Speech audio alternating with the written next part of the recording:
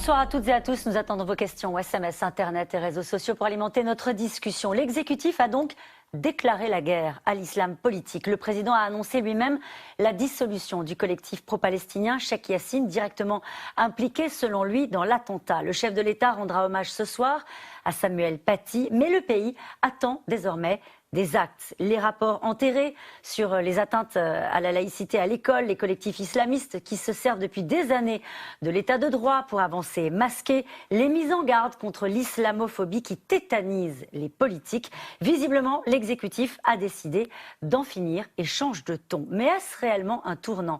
Parler de guerre, mais en alignant quelles armes et pour combien de temps? La classe politique est-elle unanime sur la manière de défendre la laïcité et de lutter contre l'islamisme radical? Terrorisme, la guerre est déclarée? C'est une question. C'est le titre de cette émission. Avec nous pour en parler ce soir, Yves Tréhard, vous êtes éditorialiste et directeur adjoint de la rédaction du Figaro. À la une de votre journal aujourd'hui, face aux dérives, les enseignants disent leur désarroi. Nous y reviendrons longuement au cours de cette émission. Naïda Nakad, vous êtes ex-grand reporter à TF1.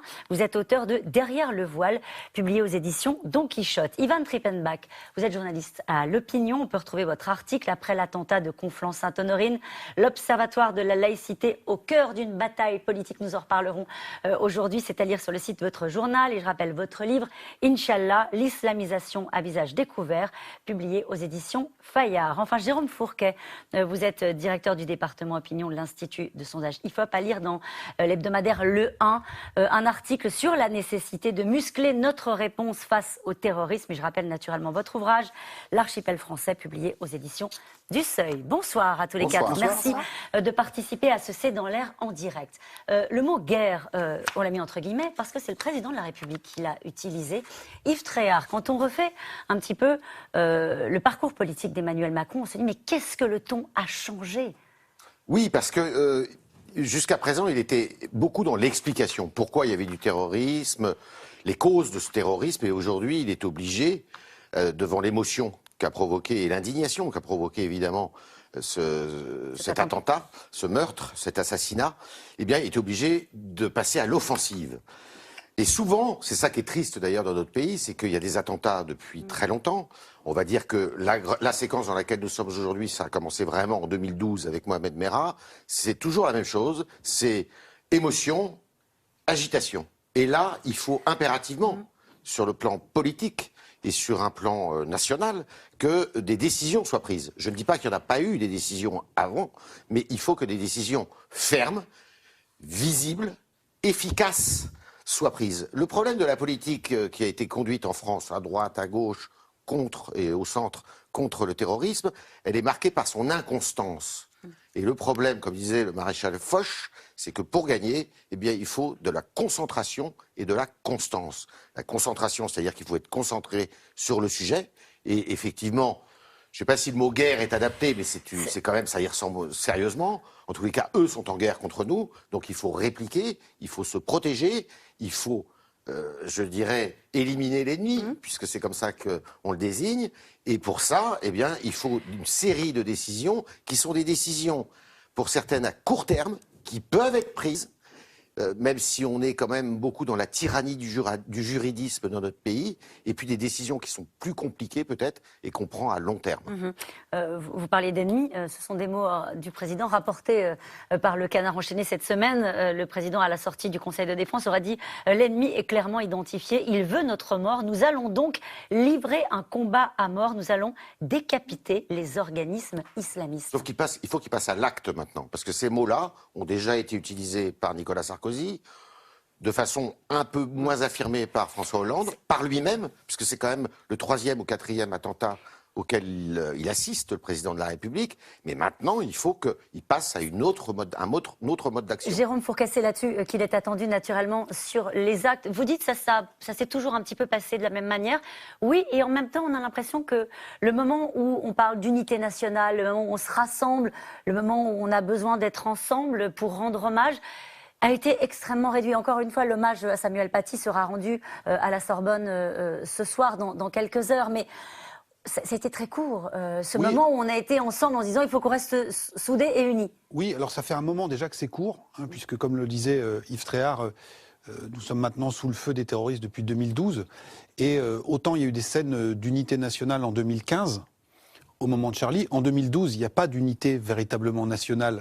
Il y a en gros que la communauté juive qui se mobilise pour rendre hommage aux victimes de Mohamed Merah.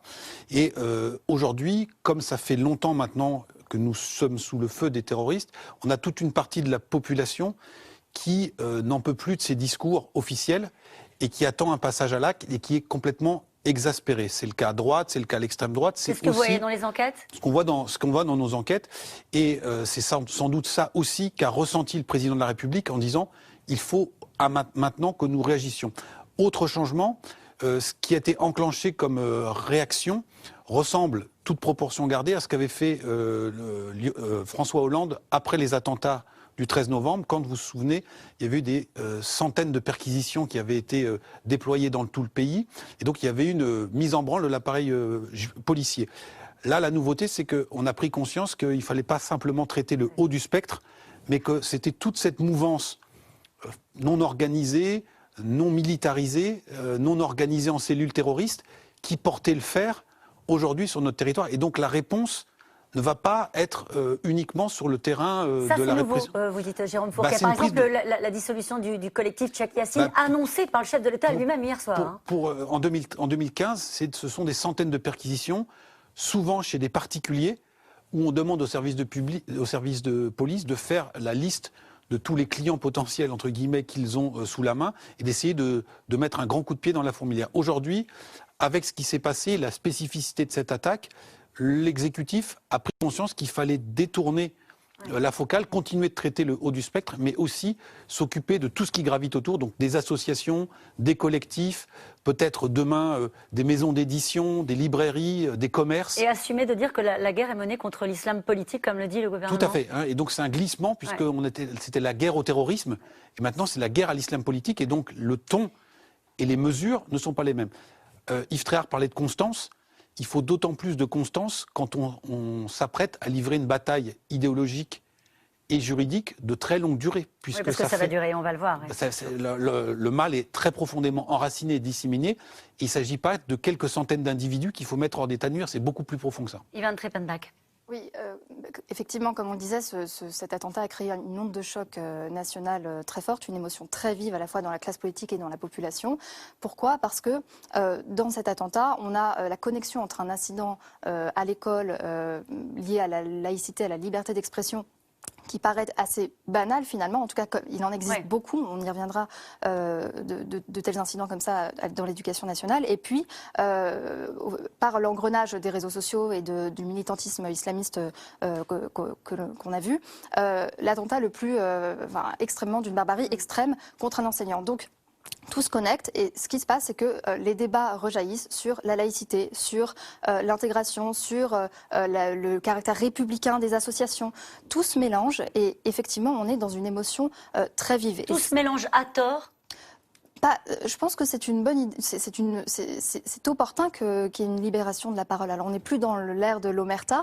On connaît ces sujets, les diagnostics sont établis, mais c'est très bien qu'on puisse établir des constats et appeler des réponses politiques. En revanche, ce qui se passe, c'est que effectivement, le gouvernement a choisi de répondre par des actes forts pour rassurer la population déjà, parce qu'il y a beaucoup de colère, il y a beaucoup de peur dans la population, et puis pour montrer que l'État réagit, parce que évidemment, il s'est passé des choses sur l'antiterrorisme depuis 3 ans. Simplement, là, il faut des mesures fortes, concrètes, de court terme. Donc des opérations de police, des visites domiciliaires, des dissolutions d'associations, des expulsions, enfin des annonces d'expulsion plus exactement d'étrangers radicalisés. Simplement, on a 2 écueils face à ça. Le premier, c'est pourquoi n'agir que maintenant ? Par exemple, quand on voit le profil du militant islamiste impliqué dans cette affaire, Abdelhakim Sefrioui, on peut s'interroger, on peut se demander pourquoi Emmanuel Macron décide de la dissolution de Cheikh Yassine seulement aujourd'hui. De même, deuxième écueil, en tapant un peu partout de manière très, très forte, il y a des critiques qui commencent à émerger qui sont est-ce que le gouvernement ne va pas taper à côté, il ne va pas créer des sentiments d'injustice si des associations sont visées alors qu'elles n'auraient pas dû l'être. Donc ça, il y a tout un débat juridique ensuite derrière, bien sûr. Naïda Nakat, sur ce climat au lendemain de cet attentat. Il semble qu'il y a une prise de conscience du danger. tout simplement. C'est Plus que lors des fois précédentes. Oui, parce que la différence qu'on voit aujourd'hui, c'est qu'on se rend compte que le terrorisme n'est que le résultat d'années et d'années et d'années d'endoctrinement. Il faut savoir que les frères musulmans, les premiers frères musulmans sont arrivés ici il y a une 50aine d'années. D'abord, ils sont arrivés d'Égypte, ensuite ils sont arrivés d'Algérie, et ils travaillent à l'intérieur de la société. Et que leur mode de fonctionnement est d'envoyer des cadres qui sont très éduqués, qui aident les populations en difficulté. Ils les aident avec des avocats, ils les aident avec des médecins.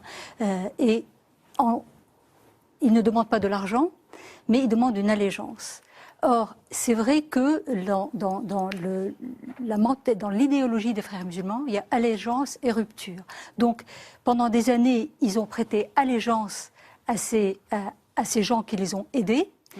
Et on est donc, quand on parle de 50 ans, on est à la 3e génération maintenant, qui est en train d'être préparée à ça. Et je crois qu'il y a vraiment aujourd'hui une prise de conscience que le terrorisme ne vient pas juste comme ça tomber du ciel, qu'il ne faut pas s'attaquer uniquement aux terroristes, comme vous l'avez dit, il ne faut pas seulement se dire il faut faire des perquisitions, des lois, etc., mais il faut vraiment regarder les choses en profondeur. Or, ce n'est pas facile, parce que vous l'avez dit, ils avancent masqués, parce qu'en plus, c'est une nébuleuse, c'est-à-dire ce ne sont pas des gens qui sont membres d'un parti politique. Les frères musulmans, c'est pour ça qu'on dit toujours proche des frères musulmans, proche de l'idéologie des frères musulmans, parce qu'on n'a pas de preuves. Et ce sont des gens que si vous dites qu'ils sont frères musulmans et qu'ils ne le sont pas, parce que vous n'avez pas de preuves, non pas parce qu'eux-mêmes ne le sont pas, mais parce que vous n'avez pas de preuves pour étayer vos propos, ils portent plainte. Ils ont des batteries d'avocats partout. C'est pour ça que ce n'est pas facile et qu'il fallait vraiment beaucoup réfléchir avant de commencer à dire on va fermer cette association, on va fermer ce... Et on voit bien que le discours politique, et on le verra notamment en ce qui concerne la laïcité et l'école, est toujours sur le fil pour, bien sûr, c'est un mot qu'on doit évoquer ce soir, ne pas stigmatiser aussi une partie de la communauté musulmane. C'est ce qu'on a beaucoup entendu toutes ces dernières années. Juste un mot sur les frères musulmans. On parle de guerre. Eux ont clairement fait de la France une cible. Absolument. Voilà. Et la France est, sinon, la première cible, en tout cas une des cibles principales pour 2 raisons. La première, c'est parce que c'est le seul pays qui a un système laïque aussi strict et que pendant des années, ils ont été attaqués par les médias des frères musulmans, relayés par les médias, des grands médias, comme Al Jazeera et les autres médias du Qatar, qui ont expliqué à la population musulmane en France et à l'étranger qu'en fait la laïcité n'est pas la liberté de culte, c'est le contraire, c'est interdire le culte mais uniquement aux musulmans.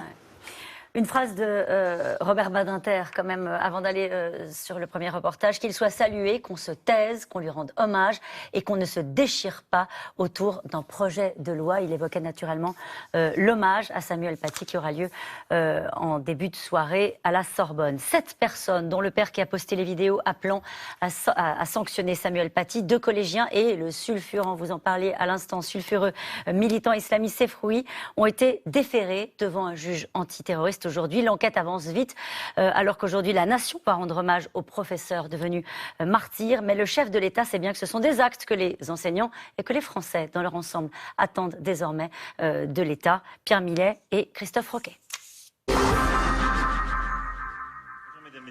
Ministre de l'Intérieur à sa droite, préfet de Bobigny à sa gauche, Emmanuel Macron sonnait hier soir la charge contre l'islamisme radical. Le gouvernement, les actions continueront. Les mots, nous les avons eus. Le mal, nous l'avons nommé. La stratégie, je l'ai expliquée, déployée au Muro. Mais nos concitoyens aujourd'hui doivent être protégés. Le ton et l'annonce. Le collectif Cheikh Yassine est la première association à être officiellement dissoute. Une 50aine d'autres sont dans le viseur du gouvernement. Le fondateur de Cheikh Yassine, Abdelhakim Sefrioui, avait entre autres réclamé en vidéo le renvoi du professeur. Il se retrouve aujourd'hui au cœur de l'enquête. Comme 6 autres personnes déférées dans la nuit à un juge antiterroriste. En plus d'Abdelhakim Sefrioui donc, le parent d'élève qui le 8 octobre dernier avait posté sur les réseaux sociaux une vidéo critiquant le professeur d'histoire. Ce voyou ne doit plus rester dans l'éducation nationale, ne doit plus éduquer des enfants. Il aurait également entretenu des contacts par message avec Abdullah Kanzorov, quelques jours avant les faits. Entendus par la justice également 3 adultes, amis du terroriste, et qui lui auraient fourni une aide logistique avant l'attaque. Autre audition, celle de 2 collégiens de 14 et 15 ans qui auraient renseigné le meurtrier contre rémunération. Le collégien qui a reçu l'argent, accompagné d'un de ses camarades, a donné alors une description physique de Samuel Paty à Abdullah Kanzorov. Ce dernier leur a déclaré avoir l'intention de filmer le professeur, de l'obliger à demander pardon pour la caricature du prophète, de l'humilier, de le frapper. Ces 2 hommes collégiens se mettaient peu après à l'écart avec Abdullah Kanzorov afin, semble-t-il, de se dissimuler des caméras de vidéosurveillance et d'un véhicule de police en patrouille à proximité. Peu avant 17 heures, plusieurs adolescents en lien avec les premiers désignaient à l'assaillant, M. Samuel Paty, au moment où il sortait du collège. Les 2 adolescents pourraient être mis en examen pour complicité d'assassinat en relation avec une entreprise terroriste. L'enquête avance donc. Le gouvernement, lui, multiplie les annonces et parfois les polémiques. Hier soir, sur un plateau de télévision, Gérald Darmanin, venu commenter l'affaire, s'exprimait sur sa vision du communautarisme. Moi, ça m'a toujours choqué d'entrer dans un hypermarché et de voir qu'il y avait en arrivant un rayon de telle cuisine communautaire et de telle autre à côté. Voilà, en tout cas, moi, c'est mon opinion, c'est comme ça que ça commence, ce communautarisme. Une petite phrase pour une avalanche de réactions au sein même de La République En Marche. Richard Ferrand prend ses distances avec le ministre de l'Intérieur. Moi, quand je fais mes courses, je vais au rayon produits bretons, vous voyez, parce que je suis breton. L'opposition dénonce elle aussi ses propos. Réfléchir à 2 fois. Ce qui est choquant, c'est qu'on se retrouve là, aujourd'hui, le jour d'un hommage national, un professeur qui a été assassiné, a commenté les turpitudes d'un ministre de l'Intérieur qui sans doute aurait dû réfléchir à 2 fois à ce qu'il disait. Les hommages, eux, se poursuivent. Des rassemblements devant les collèges ce matin, alors qu'hier, le journal Le Parisien publiait une lettre de Brigitte Macron, elle qui était autrefois enseignante. Être prof, c'est transmettre et anticiper, c'est entrer dans une classe et s'y sentir à sa juste place, c'est développer l'esprit critique des élèves pour les rendre libres. Ce soir se tiendra une cérémonie d'hommage exceptionnelle à la Sorbonne, en présence du président de la République et de la famille de Samuel Paty. Juste un mot sur cette phrase, alors qu'on a beaucoup commenté, du ministre de l'Intérieur qui parlait donc de la nourriture communautaire dans les supermarchés et qui a été repris de volée d'ailleurs par le président de l'Assemblée nationale. C'est dommage pour le ministre de l'Intérieur parce que, sincèrement, moi j'ai regardé cette émission, il a plutôt été assez clair, souvent brillant. 3 heures d'émission, c'est pas rien, et il connaissait son sujet par cœur. Et il s'est égaré sur ce sujet qui n'est vraiment pas essentiel. C'est pas l'essentiel du sujet, si vous voulez. Oui, mais c'est là qu'on heurte. Mais ce qui est dommage, c'est que ça donne, je dirais, l'occasion à ces oppositions politiques de retomber dans une polémique, pardonnez-moi, mais qui ne vaut rien, qui est nulle. Le sujet qui est aujourd'hui posé sur la table, très bien exposé par Jérôme, c'est comment on fait pour lutter contre, justement, qui a été dit tout à l'heure, comment on fait pour lutter contre un islamisme qui s'insinue dans tous les replis de la société. Quels sont les outils juridiques qu'on peut, justement, dont on peut se servir? Et il y en a qui existent. Simplement, ils n'ont jamais été actionnés ou ils ont été mal actionnés. Et là, on finit le débat politique avec une polémique, pardonnez-moi l'expression, mais à 2 balles. Ça ne vaut rien, cette polémique-là. Et alors, les oppositions ont beau jeu de lui renvoyer ça dans la figure, mais je rappellerai à ces oppositions qu'elles n'ont pas fait beaucoup de propositions depuis 24 heures, sauf à dire bon, on va organiser un référendum. Comme si l'organisation d'un référendum allait venir à bout du mal qui nous ronge. Donc, c'est dommage. Alors que, sincèrement, le reste du propos... Sur les solutions... Les solutions, là, il y en a, ça mériterait de débattre là-dessus. Dans le détail. Un mot, Jérôme Fourquet, sur cette impression qu'on a que, voilà, que je le disais tout à l'heure, c'est sur le fil aussi, l'expression politique par rapport à ces sujets-là. Pendant très longtemps, 2 arguments ont été brandis, c'est pas d'amalgame, non à la stigmatisation, et l'autre, c'est ça fait le jeu du Front National. Donc il fallait rien dire, il fallait parler de rien, Et pendant tout ce temps-là, ça fait 30 ans que ça dure, eh bien, le mal, l'islamisme politique s'est installé dans le pays. Et donc, là, il y a une espèce de fenêtre qui s'est ouverte à la suite de cet atroce assassinat d'un enseignant. Mais on voit que tout de suite, Gérald Darmanin, avec cette sortie, réactive. On a vu dans votre reportage le discours traditionnel qui est en face en disant pas d'amalgame, pas de stigmatisation, etc., etc. Il faut être très clair. On a aujourd'hui, d'après nos enquêtes, à peu près un quart de la population musulmane en France, c'est-à-dire à peu près 750 000 personnes, qui campent sur des positions extrêmement radicales, qui estiment par exemple qu'elles ne condamnent pas les attentats contre Charlie, qui estiment dans des enquêtes d'opinion que la charia est au-dessus des lois de la République. Donc c'est un quart de cette population. Donc ça veut dire qu'il y a 3/4 de la population musulmane qui n'est pas du tout sur cette ligne. Il faut juste dire ça. Mais il faut reconnaître qu'on a un quart de la population musulmane, c'est-à-dire 750 000 personnes, qui sont sur des positions extrêmement dures et qui constituent le terreau pour certains qui peuvent alimenter soit la haine en ligne, soit signer des pétitions, soit aller faire des stratégies de harcèlement dans telle école, auprès du maire en disant il faudrait qu'on ait des horaires pour les piscines, etc. etc. C'est pas du terrorisme. Mais si le président parle d'un ennemi qui serait l'islamisme politique, eh bien, avec ces chiffres, on a une idée du poids que cela représente. Et donc il faut traiter ça et dépasser le débat classique, mais complètement stérile, du pas d'amalgame, attention, qui nous a empêchés de regarder les choses depuis plus de 20 ans maintenant. Parce que la communauté musulmane, précisément, attend du gouvernement qu'il se saisisse de ces sujets-là de la même manière. Et que soient sanctionnés tous ceux qui se mettent aux marges. Oui, parce que ce sont effectivement les musulmans les plus intégristes qui monopolisent les médias, les réseaux sociaux, certes, et pas seulement. C'est-à-dire que c'est eux qui sont les plus vocaux et la plupart, la majorité des musulmans de France, eux, soit ne parlent pas, soit se sentent heurtés, effectivement, par certaines choses. Et ce n'est pas à juste titre. Ils se sentent heurtés parce qu'il y a eu, effectivement, parfois des déclarations qui sont limites, comme par exemple, effectivement, on ne veut pas du halal, on ne veut pas de femmes voilées dans la rue. Bon, il y a des choses qui ne sont pas possibles. Il faut rester dans le domaine du possible, là où on peut vraiment frapper l'islam politique et faire la différence entre ce qu'il y a comme islam politique et comme l'islam en tant que religion et foi. Vous parlez du voile, François Fillon, on y reviendra parce qu'il s'est exprimé aussi sur la question de l'école, puisqu'il a été ancien ministre de l'Éducation nationale. Sur la question du voile, relance le sujet et il se prononce pour l'interdiction du voile dans tout l'espace public, universités, sorties scolaires, établissements recevant du public, mais pas dans la rue. Revoilà le débat sur le voile. Voilà. C'était couru d'avance. C'était couru. Bien sûr. Et ça va faire partie, à mon avis, du bloc si vous voulez, juridiques et de mesures qui vont être prises par le gouvernement. De nouveau, on va ouvrir le débat sur le voile. Certainement, parce que c'est un débat qui va arriver sur la table. Il ne faut pas se leurrer. Ce qui s'est passé il n'y a pas très longtemps dans une enceinte à l'Assemblée nationale, avec une militante, oui, puisque c'est une syndicaliste qui est arrivée voilée. De l'UNEF.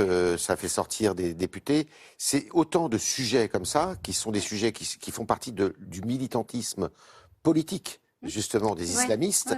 Ce sont des sujets comme ça qu'il faut aujourd'hui trancher. Le voile à l'école, ce qui est regrettable et ce qui montre un peu aussi notre impotence, c'est qu'on a mis 15 ans à trancher ce sujet. Et on va y revenir parce qu'on va parler précisément de ce qui s'est passé à l'école et certains professeurs aujourd'hui très blessés, très heurtés, qui seront sans doute à l'hommage tout à l'heure, considèrent qu'on ne les a pas écoutés depuis toutes ces années. Ivan Trippenbach, sur les outils dont dispose le gouvernement et sur la suite de la discussion que nous allons avoir. Alors, il y a déjà un certain nombre d'outils. Par exemple, on parlait des expulsions des étrangers suivis pour radicalisation en situation irrégulière ou condamnés par la justice à une expulsion, ils peuvent être expulsés. Encore faut-il que les pays d'origine délivrent les papiers. Il y a la création d'un nouveau délit de mise en danger par la publication de données personnelles sur Internet. Là, c'est sorti, ces derniers jours. Exactement. Donc, il y a une réflexion qui est en cours au gouvernement pour adapter en fait l'arsenal antiterroriste à la haine en ligne, à cette idéologie en fait qui se répand de manière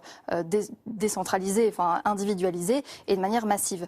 Mais je voudrais revenir sur les questions de définition parce que en fait quand on parle d'islamisme et d'islam politique, c'est très compliqué de savoir de quoi on parle. Certains parlent du voile, tout simplement qu'une femme peut porter dans la rue. Du voile plus ou moins intégral, long. Oui, niqab, jilbab. Certains parlent d'appels à la haine beaucoup plus explicites ou de propos haineux type antisioniste. Voilà, il y a vraiment plusieurs degrés de définition. Par exemple, Emmanuel Macron, face à Marine Le Pen en 2017, disait « Moi, je pourrais dissoudre des associations si elles portent atteinte aux lois de la République, rien de plus, aux lois de la République. » Aujourd'hui, on a Gérald Darmanin qui dit « Certaines associations sont des ennemis de la République », ce qui n'est pas une définition juridique, mais qui peut renvoyer à plusieurs définitions, plusieurs cas de figure. Donc il y a vraiment un enjeu de définition, de quoi on parle. Est-ce que les politiques vont assumer de définir leur sujet en fait et de placer une limite? Est-ce qu'on va aller jusqu'à la neutralité dans l'espace public, donc interdire le voile aux femmes, aux mamans par exemple qui accompagnent leurs enfants à l'école, en sortie scolaire, pardon, ou dans la rue, ou dans les institutions, etc. Le problème, c'est que cet enjeu de définition est directement lié à ce qu'on va mettre dans la loi.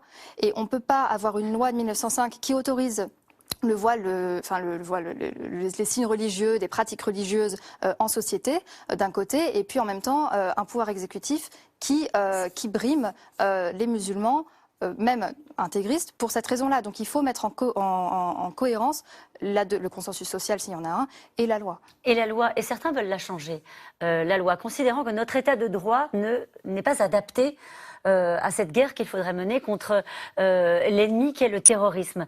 Par exemple, on a Damien Abad qui dit « Si nous devons modifier la Constitution, alors modifions-la ». On a Xavier Bertrand qui, lui, veut un référendum sur la laïcité. Il faut changer le droit.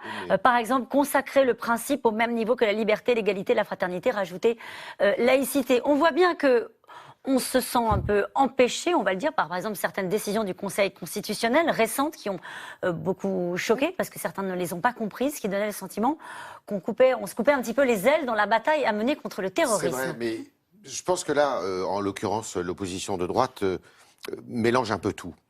Comme je disais tout à l'heure en introduction, vous avez des décisions qui peuvent être prises à court terme et des décisions qui nécessitent plus de temps, qui nécessitent plus de débats. Par exemple, sur le respect de la laïcité à l'école. On va y venir. On va y venir. Je vais très vite. Mais vous n'avez pas besoin de loi pour ça. Ouais. Vous avez besoin d'une autorité. Vous avez besoin d'un soutien. Par exemple, pour dissoudre des associations. Dans le code pénal, vous avez des dispositions qui vous permettent de dissoudre des associations en remontant à une réforme qui a été prise en 1936 à l'occasion d'un décret-loi qui justement dissout les ligues qui s'étaient fait remarquer en 1934 en France. Et cette disposition, les juristes que j'ai consultés me disent on peut très bien l'appliquer pour la dissolution. Ça a déjà été fait, on l'a déjà fait récemment. Tout à fait, mais de façon plus, si vous voulez, plus efficace et plus rapide. Vous pouvez très bien renvoyer des individus qui sont considérés comme dangereux. C'est ce qui a été fait d'ailleurs jusque dans les années 90. C'était le ministre de l'Intérieur qui, des étrangers considérés comme dangereux, prenait la décision de les renvoyer. On a judiciarisé beaucoup de sujets, beaucoup de thèmes qui ne méritaient pas d'être judiciarisés. On a face à nous des organisations, des collectifs qui ont des batteries d'avocats, ce que vous nous disiez tout à l'heure, Naïda Naka. C'est la faiblesse justement de notre état de droit. C'est qu'on leur offre, je dirais, les outils et les moyens, c'est tout le problème, de s'en servir pour justement nous dire attention, vous faites du racisme, de l'islamophobie, vous êtes contre la diversité, contre... Voilà, c'est tout le problème. Et on a une devise qui s'appelle liberté, égalité, fraternité. Ils savent très très bien s'en servir, parfaitement. On a des lois qui sont des grandes lois de liberté, qui ont été votées sous la Troisième République, 1881, 1901 sur l'association, 81 c'était sur 1881 sur la liberté d'expression, 1905 sur la séparation de l'Église et de l'État. Il faut les défendre, ces lois de l'État de droit. Alors c'est là où on en va au long terme. Peut-être que ces dispositions, ces lois, il faut, compte tenu de la réalité d'aujourd'hui, eh bien ici ou là, les faire bouger un petit peu. C'est Fourquet. compliqué. Alors en fait, il y a sans doute deux options possibles en vertu des constats qu'on fait. Soit on considère que on doit apprendre, comme avec le Covid, à vivre avec. Et donc on est dans une société qui est complexe, qui est multiple. Et donc ça fait partie des risques. Le risque zéro n'existe pas. Et donc nos règles de droit sont intangibles, etc. etc. Soit on pense qu'on a une menace existentielle face à nous.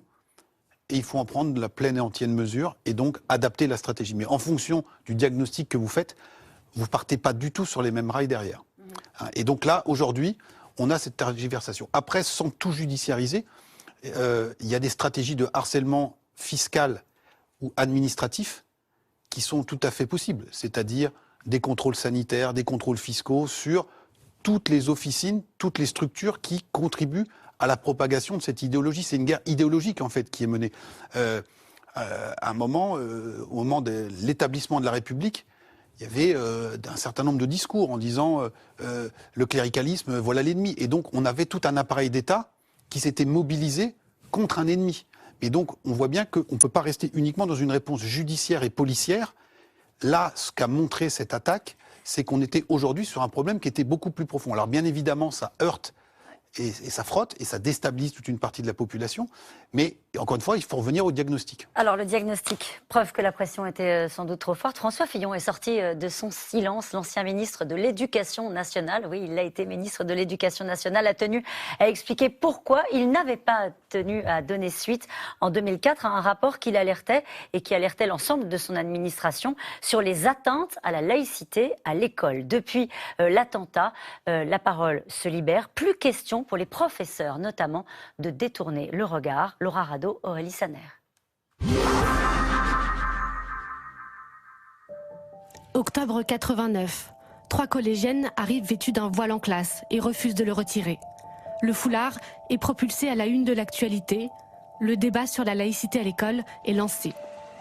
Mais il faut attendre 15 ans pour que l'État interdise les signes religieux dans les établissements scolaires. L'objectif de la loi, c'est pas d'exclure, c'est de convaincre, c'est de démontrer que pour vivre ensemble, pour que sa liberté religieuse, que sa liberté de conscience soit protégée, il faut que la laïcité soit respectée. Mais en coulisses, des inspecteurs de l'éducation nationale demandent à François Fillon d'aller beaucoup plus loin. Dans une enquête réalisée en 2004 dans 60 établissements, ils affirment que la laïcité est contestée comme anti-religieuse, ou que les propos négationnistes sont fréquents quand est abordée la Shoah. Beaucoup de professeurs des établissements visités ont le sentiment de livrer un combat contre l'obscurantisme. Le rapport restera lettre morte. L'auteur, c'est lui, Jean-Pierre Aubin. Il dénonce 16 ans plus tard l'inaction des autorités. À droite, eh bien, ça a été la politique plutôt de la poussière sous le tapis. On s'est polarisé pendant 20 ans, depuis 89 précisément, et même un peu avant, sur la question du voile de ces jeunes filles. Hein, et moi, j'avais l'intuition que c'était l'arbre qui cachait la forêt, que les atteintes à la laïcité étaient bien plus variées et parfois bien plus graves. Un rapport enterré en raison notamment du contexte brûlant du moment. Les ravisseurs des otages français en Irak réclament l'abrogation de la loi sur les signes religieux à l'école. À l'époque ministre de l'Éducation, François Fillon se défend aujourd'hui. Nous n'en avons sûrement pas fait assez, mais tout ce que nous avons fait a été contesté et le plus souvent défait par les ministres qui ont suivi. 10 ans plus tard, c'est la gauche qui est au pouvoir. Après les attentats de Charlie Hebdo, la minute de silence est perturbée dans certains établissements. La ministre, Najat Vallaud-Belkacem, s'empare à son tour du sujet et débloque 250 millions d'euros. Le ministère de l'Éducation nationale a décidé d'agir et d'apporter de premières réponses. D'abord parce que les incidents que j'évoquais tout à l'heure ont révélé la vulnérabilité de l'institution scolaire, la vulnérabilité des enseignants face à des défis qu'ils ne sont pas suffisamment formés et accompagnés pour affronter. En 2018, Jean-Michel Blanquer sonne lui aussi la mobilisation. Des référents laïcité sont déployés dans toutes les académies. Ils sont chargés notamment de faire remonter les entorses constatées sur le terrain. Selon les derniers chiffres, On dénombre 935 entraves à la laïcité entre septembre 2019 et mars 2020. Aucune augmentation générale, mais une tendance. La majorité des signalements sont au collège, mais il y a une augmentation à l'école primaire autour de 37%. Assez souvent, d'ailleurs, c'est le fait de parents d'élèves. Donc ça nous montre tout simplement que les phénomènes un petit peu d'endoctrinement ou de prosélytisme ou de pression religieuse ont dérivé vers l'école primaire et peuvent être le fait de parents. C'est qui doit nous obliger parfois à avoir un dialogue avec les parents. Des signalements qui résonnent plus fort encore depuis la décapitation d'un professeur vendredi dernier. Selon certains enseignants, l'institution n'a pas suffisamment mesuré l'ampleur des dérives. Je suis en colère parce que cela fait des années que nous tirons le signal d'alarme. À partir du moment où des gens considèrent, dans une vision absolutiste de la religion, que tous ceux qui s'opposent à leur vision du monde sont des cibles potentielles, je ne vois pas pourquoi les enseignants qui sont en première ligne et qui se battent au quotidien pour faire valoir les valeurs de la République ne seraient pas un jour victimes de cela. Le combat pour la laïcité à l'école sera, selon Emmanuel Macron, l'un des piliers de la future loi contre les séparatismes. Elle doit être présentée le 9 décembre prochain en Conseil des ministres. Le projet de loi sur le séparatisme sera forcément amendé à la suite de ce qui s'est passé. Il On ne paraît, sait pas encore. Mais... si vous voulez, et le discours du président de la République il y a quelques semaines et ce projet de loi, ce qu'on connaît de ses contours qui sera présenté en Conseil des ministres le 9 décembre, ça paraît déjà un peu ancien, tout ça, si vous voulez. Je pense que... alors, on va voir ce que va dire le président de la République, mais le projet de loi, il va sans doute être musclé. Il y a de fortes chances pour que certains tabous, certaines pudeurs, soient surmontés aujourd'hui. Ma fille et son mari sont professeurs dans un collège. Je peux confirmer qu'ils subissent le pas de vague depuis longtemps. C'est Patrice, en Seine-Maritime. Le pas de vague, c'est ce qu'ont entendu certains professeurs depuis des années. Sur les atteintes à la laïcité à l'école. Mais absolument, parce que c'est ce qu'on disait tout à l'heure, c'est la société aujourd'hui qui, au fond de la société, qui est en train d'être endoctrinée. Donc les parents... Les enfants, là on voit deux jeunes, deux adolescents de 14 et de 15 ans qui ont donné des informations aux terroristes. Ça veut dire que déjà dans leur famille, on était choqués par ces caricatures. Alors on ne sait pas s'ils savaient quels étaient les projets exacts du terroriste. D'après le procureur, il leur a dit qu'il voulait le battre, qui voulait l'humilier. Bon, déjà ça bien sûr. C'est pour ça qu'ils ont été déférés devant un juge. Le fait qu'ils présentent des caricatures justifie qu'on le tape et qu'on l'humilie. Donc, effectivement, tout ça a été vu par certaines personnes, mais la majorité des Français n'a pas vu ce qui se passait pendant ce temps. Pendant ces 30 ans où on endoctrinait les gens. On n'a pas voulu voir. Oui, on n'a pas voulu voir. Il y en a qui n'ont pas vu. Les deux. Oui, les deux. Il y en a qui n'ont pas vu. Là, je parle de l'opinion publique en général. Même l'opinion, vous voyez, ça, je pense qu'il y a... On a du mal à comprendre la différence entre une religion, une idéologie et un passage à l'acte. Ce n'est pas facile à comprendre, mais il y avait toute une classe politique qui était censée le savoir, qui était censé suivre ce qui se passe et réagir bien avant. Le problème aujourd'hui, c'est qu'on ne peut plus attendre, c'est que la situation est effectivement extrêmement grave. Et ce n'est pas seulement parce qu'il y a des terroristes et parce qu'il y a des morts, mais c'est parce qu'on a une partie de la population française qui n'écoute plus les mêmes médias que la majorité, qui ne répondent plus aux mêmes valeurs et qui haïssent la France. Il faut dire les choses telles qu'elles sont. Il y a vraiment une haine de la France dans le cœur de notre pays. Ça, c'est un phénomène qui existe et qui est connu par les acteurs de terrain depuis une vingtaine d'années, on l'a dit. Le problème, c'est effectivement l'omerta qui a d'abord prévalu, puis le silence, disons, de la hiérarchie au sein de l'éducation nationale. Il y a beaucoup d'enseignants qui disent se sentir seuls en première ligne face à ces incidents, ne pas être suffisamment formés, épaulés quand il se passe quelque chose. Face aux atteintes à la laïcité, et puis des professeurs, des enseignants qui ont le sentiment aussi d'être seuls à créer du lien social et de la cohésion nationale, parce que c'est ça le sujet. En réalité, l'éducation nationale a pour rôle de former les futurs citoyens et d'enseigner aux enfants les valeurs de la République. Donc, quand la hiérarchie doit admettre qu'il y a toute une partie de la jeunesse ou des enfants qui ne se sentent pas français, qui se disent musulmans plutôt que français, parce qu'il y a des confusions énormes entre nationalité, origine, religion. C'est admettre en quelque sorte que l'éducation nationale a failli. Donc il y a eu énormément de réticence à reconnaître les problèmes, à soutenir les professeurs, et on se retrouve aujourd'hui dans cette situation.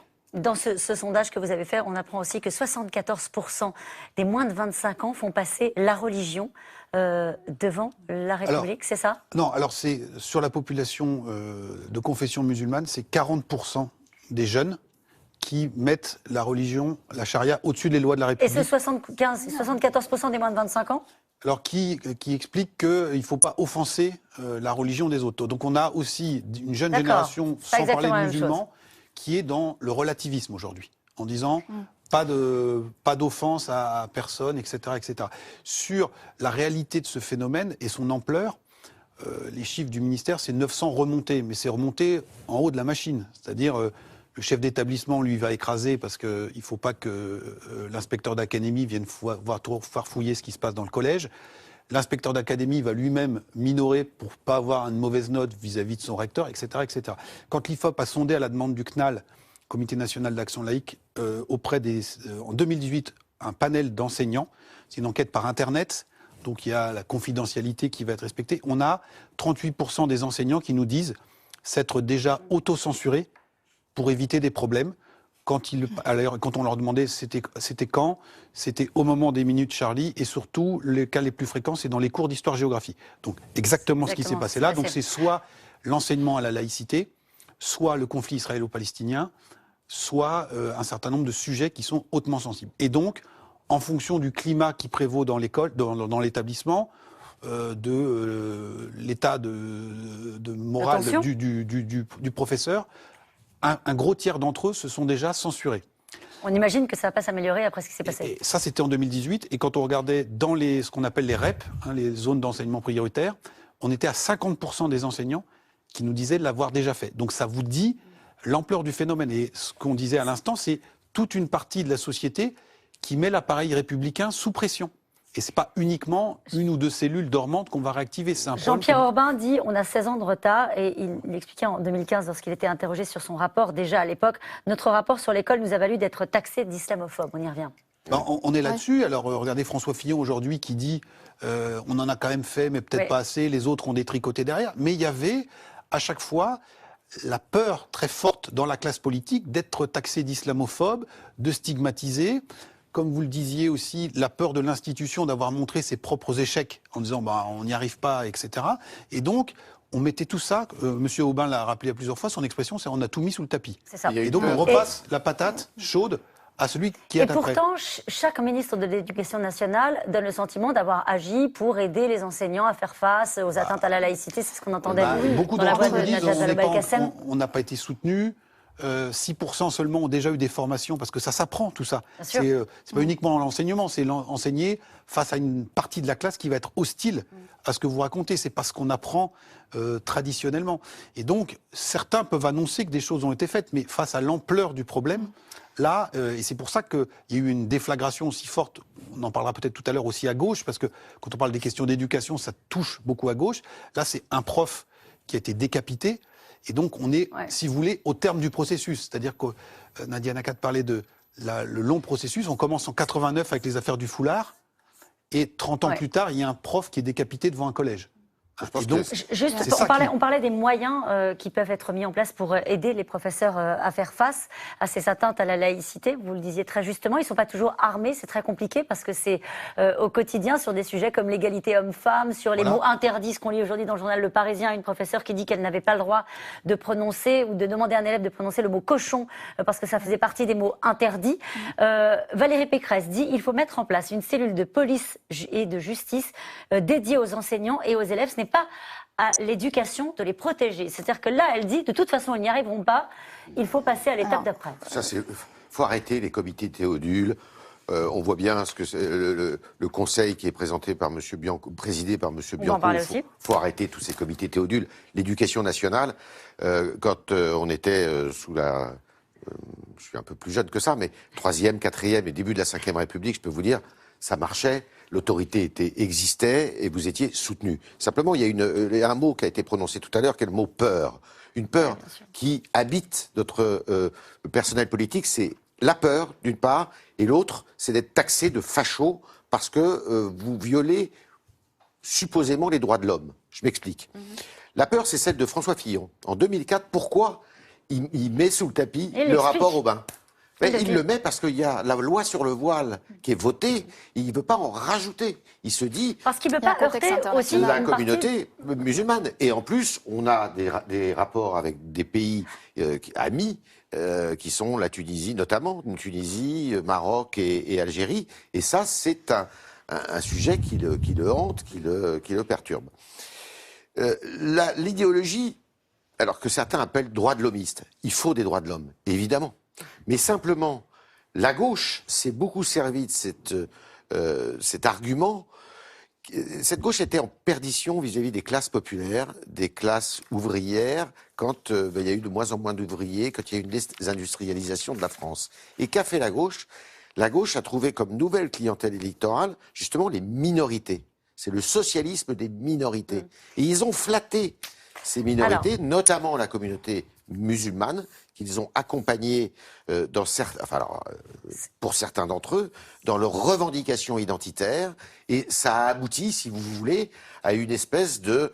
justement, ces revendications, on y a fait droit. Et c'est là où la France et les gouvernants ont fait preuve de pas mal de faiblesses. Ce que vous expliquez à l'instant, Rhys, lors du procès des attentats de Charlie, l'a dit aussi à l'endroit de la gauche, et il a eu cette phrase: je ne les accuse pas d'être les responsables directs, naturellement, de cette horreur, mais ils ont participé à sa préparation psychologique. Jamais, jamais, jamais, on ne leur pardonnera. Entre les hommages et les décisions du gouvernement, un débat a de nouveau émergé. Vous venez de l'aborder brièvement, Yves Tréhard, ou plutôt un règlement de compte à gauche autour de la question de la laïcité. Précisément, Manuel Valls cible notamment Jean-Luc Mélenchon, l'accusant de lutter davantage contre l'islamophobie que la laïcité. Plus que jamais, le débat fracture la gauche. Myriam Zéhar et Michel Bouilly.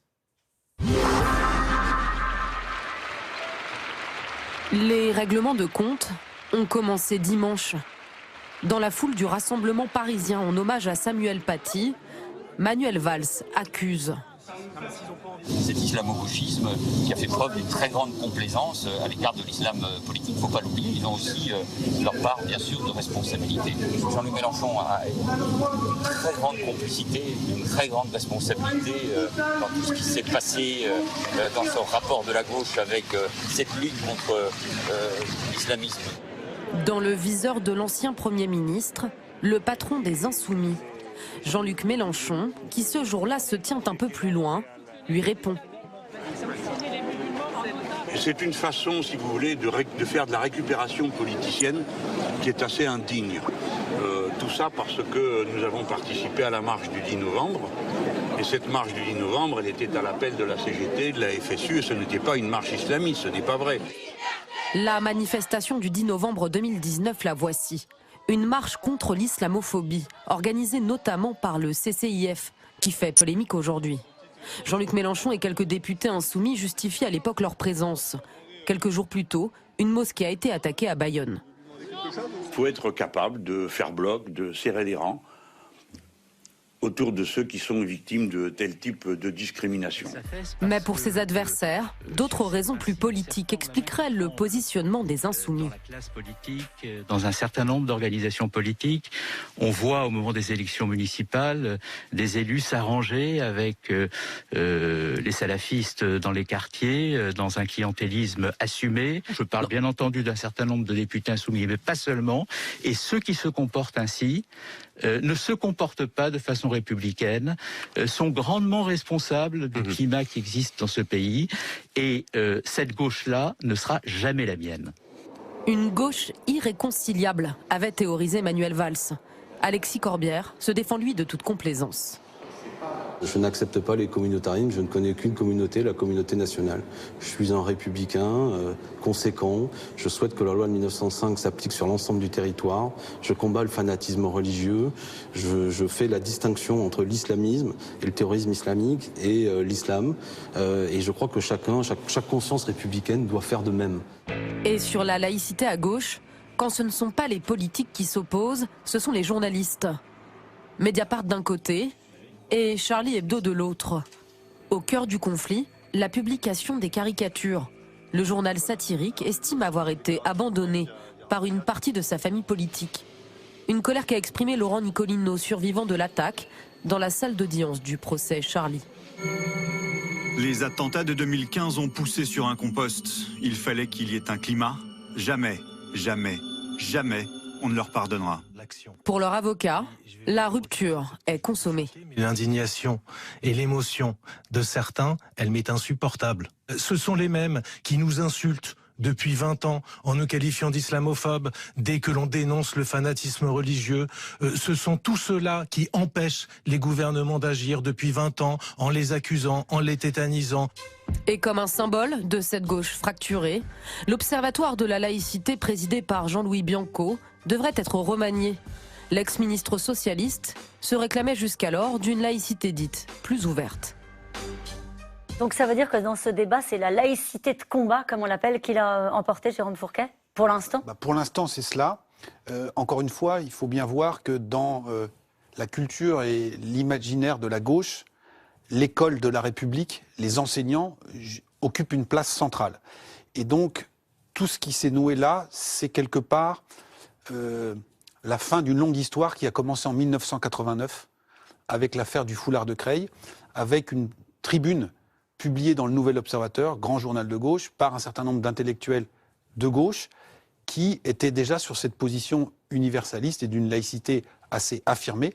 Et cette gauche s'est fracassée sur ces questions-là. Alors, cette déflagration, elle ne s'est pas vue tout le temps parce que on a reparlé d'économie, on a parlé d'environnement, mais sur ces sujets-là, vous voyez bien que là, les comptes ont été ouverts il y a une trentaine d'années.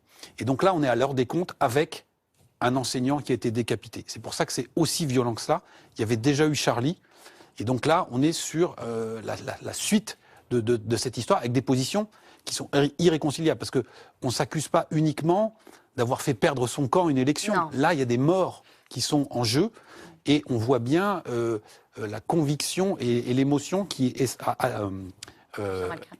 celle qui étreint Richard Malka. Et beaucoup sont là-dessus. Et ça va au-delà de la polémique entre Manuel Valls et Jean-Luc Mélenchon. C'est beaucoup plus profond que ça.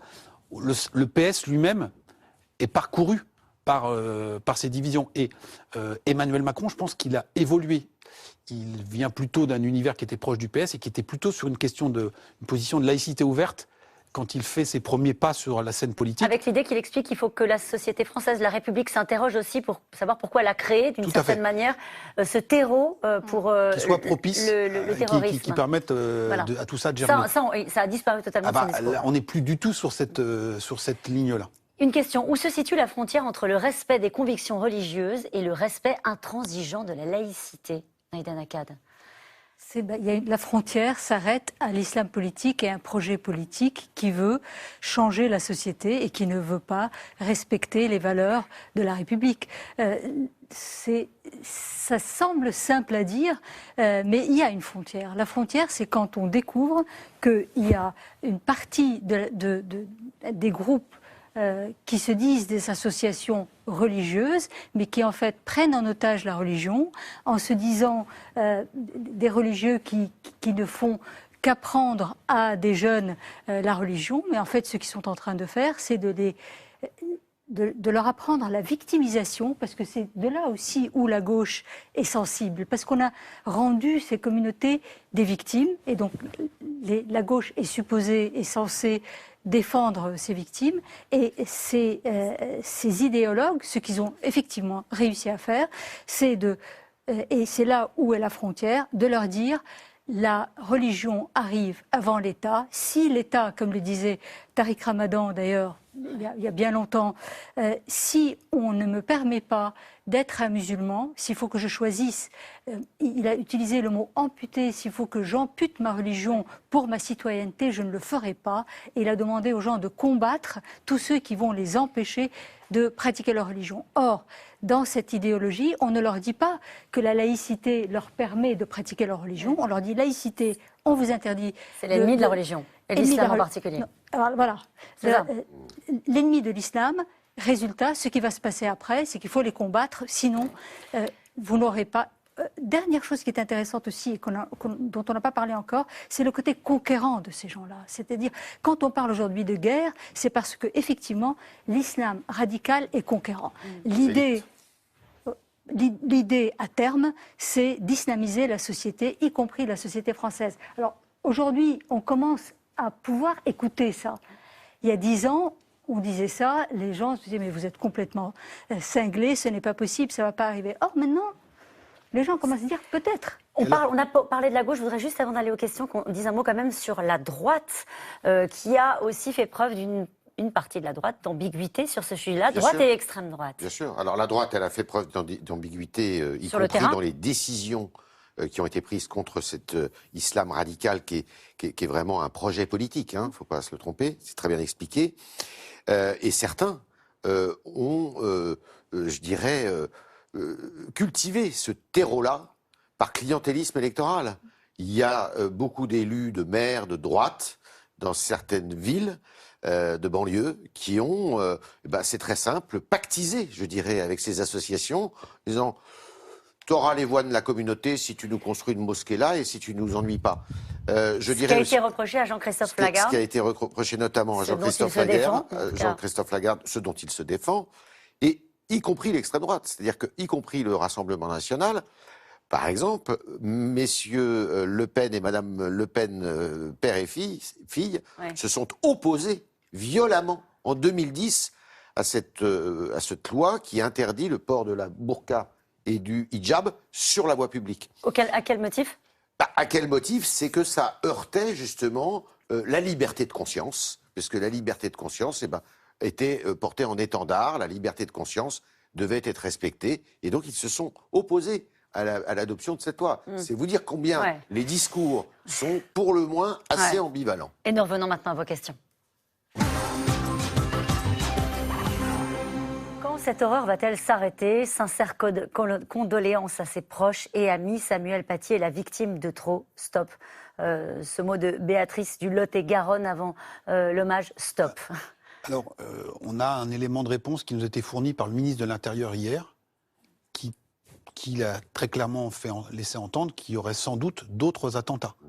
La question, pas c'est forcément, pas forcément de manière organisée comme pendant la période 2015-2016, mais tout ce terreau de l'islamisme politique, notamment quand il est chauffé à blanc avec le procès, parce que tout ça n'arrive pas dans un contexte complètement neutre, hein, pendant le procès Charlie, republication des caricatures, encore une fois, on a potentiellement des gens qui peuvent passer à l'acte, et c'est ça qui, aujourd'hui, je pense, inquiète la population, c'est-à-dire que même si on met hors d'état de nuire les réseaux ou les cellules les plus organisées, il y a un terreau qui peut produire d'autres individus de ce type. Et vous parliez de la publication des caricatures. Le journal La Montagne a publié de nouveau ces caricatures, comme d'autres journaux l'ont fait, et a reçu de nouveau des menaces de mort. Donc le terreau est bien le même et n'a pas changé. Peut-être, pour compléter ce qui était dit tout à l'heure, alors s'il y a une stratégie de conquête de la part des frères musulmans et des islamistes radicaux, donc on n'est pas du tout dans la même temporalité.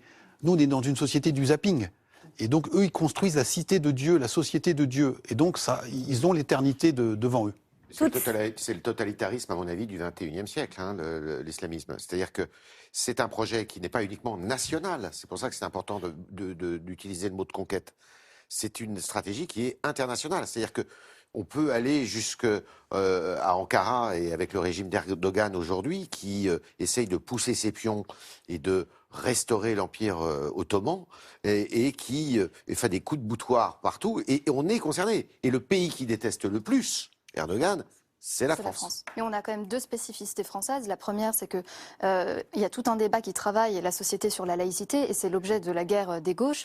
La laïcité libérale juridique, c'est celle de la loi de 1905. En fait, c'est ce qu'on appelle laïcité ouverte, c'est celle de la loi. Et puis, il y a ceux qui considèrent que la menace étant... C'est-à-dire la possibilité pour chacun de pratiquer sa religion. Tout à fait, de croire, de ne pas croire et de porter des signes religieux.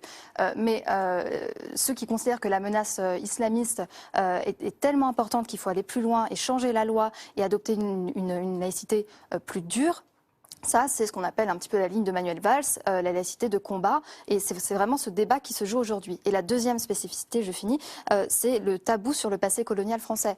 Et là, on a vraiment ce problème qui revient en permanence. Dès qu'on parle de laïcité, dès qu'on parle d'islam, on le voit à l'école, les enseignants le voient. Les enfants confondent citoyenneté française, religion musulmane, et puis rancœur et haine de la France, d'une certaine manière, dans certains cas, ce qui alimente le sujet de la montée des demandes religieuses, de l'islamisme et parfois de radicalisation. Toutes ces gesticulations vont-elles déboucher cette fois sur des actes? Bon, c'est la question qu'on a posée ce soir. Je pense qu'ils ont déjà la loi qui doit arriver, le projet de loi qui doit arriver montre qu'ils sont obligés de faire quelque chose. Donc ils se sont mis à un butoir. Et puis il y a quand même le discours du ministre de l'Intérieur avec des mesures qui vont être prises et qui ont déjà été prises et qui montrent que quand même, ils ne vont pas rester les bras ballants. N'avez-vous pas peur que ces propos politiques très belliqueux n'exacerbent l'agressivité dans l'autre camp? Si, bien sûr. L'autre camp est déjà très agressif. Qu'il soit ouvertement agressif ou agressifs en cachette, ils sont agressifs. Il y a deux possibilités maintenant. Un, il faut taper fort, parce qu'on n'a plus le choix ni le luxe de les laisser faire encore. On n'a plus le temps. Et deuxième chose, c'est qu'il faut aller en profondeur. Donc aller en profondeur de l'idéologie, ne pas s'arrêter uniquement aux actes, mais aller vraiment en profondeur sur ce qu'ils mettent dans la tête d'un grand nombre de musulmans en France. C'est ça qui est compliqué. Avec quel projet? Qu'est-ce qu'on leur... le terme n'est pas le bon mot, mais qu'est-ce qu'on leur vend? On défend quoi? Les valeurs républicaines? Qu'est-ce qu'on leur dit pour contrer ce discours-là? Un, la citoyenneté. Deux, comme disent les Anglais, count your blessings. Ça veut dire compter regardez tout ce que vous avez de positif en France. Ce sera... ça, c'est un combat de longue haleine. Il y a un combat immédiat qui doit être très fort, et le combat de longue haleine, c'est ce qu'eux font depuis 30 ans, qui est un combat culturel, qui est arrêté, vraiment contrôler tous ceux qui leur mettent dans la tête des idées qui sont mais inacceptables et extrêmement dangereuses pour un pays comme la France. Et donc ça, ce sera fait petit à petit. Une bataille en deux temps, dites-vous, Naïda Nakad. Et ce qu'on peut proposer aussi, c'est des modèles d'intégration, de réussite et d'assimilation. Des jeunes hommes, mais aussi beaucoup de jeunes femmes, ils viennent de telle ou telle communauté, ils sont aujourd'hui ministres, ils sont aujourd'hui préfets, ils sont aujourd'hui enseignants, infirmières, médecins. Et des islamologues aussi. Et donc ce n'est pas vrai que la République est contre telle ou telle communauté. C'est le meilleur moyen pour promouvoir l'ascension. La France n'est-elle pas trop crispée sur le port du voile? Si, bien sûr. Mais si vous voulez, il ne faut pas... C'est très difficile parce que vous avez l'école, c'est réglé. Vous avez le voile intégral, c'est réglé, même si c'est très difficile à faire appliquer. Après, il y a les enceintes publiques. Et après, il y a effectivement les accompagnateurs de l'école. Et à mon avis, là-dessus, il va y avoir des réformes. Je suis atterrée. J'ai l'impression que le président de la République ne découvre que maintenant l'ampleur du problème. Olivier, dans le Val d'Oise. Oui, parce qu'il y a pas exagérer, il avait une conception différente. En tout cas, c'est la critique qu'on entend maintenant de la droite aujourd'hui, c'est sûr. La peur va changer de camp. Pensez-vous vraiment que cette déclaration puisse impressionner un islamiste radical? C'est pareil, ça sera jugé aux actes des deux côtés. La laïcité n'est-elle pas devenue une utopie sociétale? Jean Fourquet. Non, il ne faut pas la lâcher. Non, il ne faut pas la lâcher. Elle est appliquée encore dans pas mal d'endroits, mais elle est testée en permanence. Pourrait-il y avoir des représailles violentes contre les musulmans, Claude, dans l'Aveyron? C'est une crainte des services de renseignement, qu'il y ait des faits de violence qui éclatent, que la société, qu'il y ait des règlements de compte en fait, épars dans la société. C'est effectivement très suivi. C'est pour ça qu'il faut pas parler de guerre civile. La division, c'est bien ça aussi, l'un des risques.